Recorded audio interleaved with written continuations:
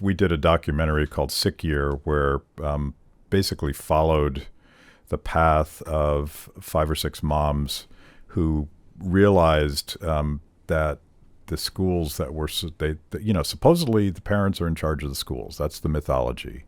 But obviously that turned out not to be true. But in the process of trying to manage so-called remote learning, they also got a taste for the regimented, structured education and the curriculum that quite often is just ridiculous, bordering on offensive. So it was like a perfect storm of revelation for parents.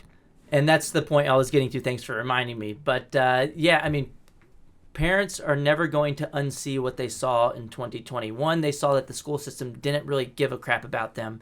But then 2, the silver lining was that they got to see what was going on in the classroom. So parents who otherwise might have been happy with their public schools that their kids were assigned to started to see that their kids might be sending to institutions that are brainwashing them for 13 years in ways that don't align with their values.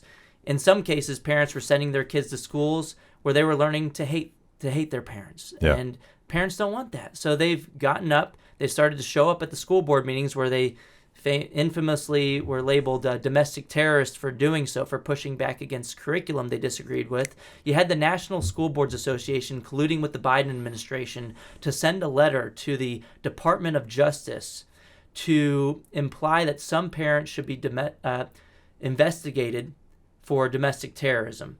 That blew up in the face of the NSBA, the National School Boards Association.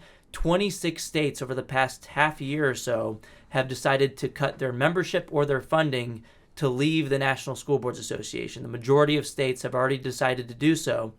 And so at this point, they really need a renaming. Can they really be called the National School Board Association? Maybe we'll call them, I don't know, the Regional School Boards Association, the Communist School Boards Association. The authoritarian wing of the School Boards Association. I'm not sure what we should call it. But that is another example showing that parents have true power.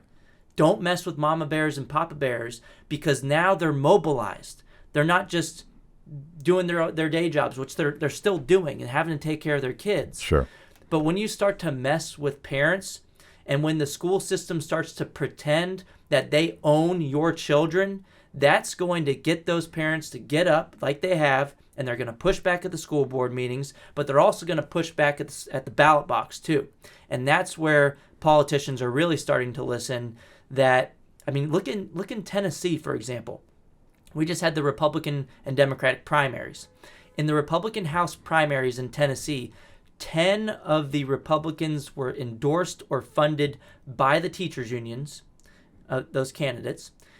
9 of them lost their primary races to Republicans who weren't endorsed by the teachers' unions. Were they all incumbents or a mix? It was a mix. Okay. And so the way that I would put it is that the teachers' union endorsement is becoming the political kiss of death, particularly when it comes to Republican primaries.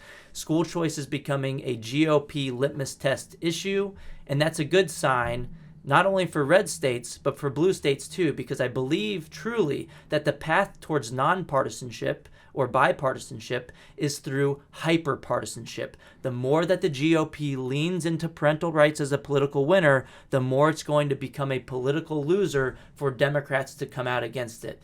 And if the Republicans want to hand a gift to the Democrats, if they don't want a red wave in November, they'll stay quiet on education, because then Democrats don't have to be in that catch-22 situation where they either come out against the unions or they come out against the parents.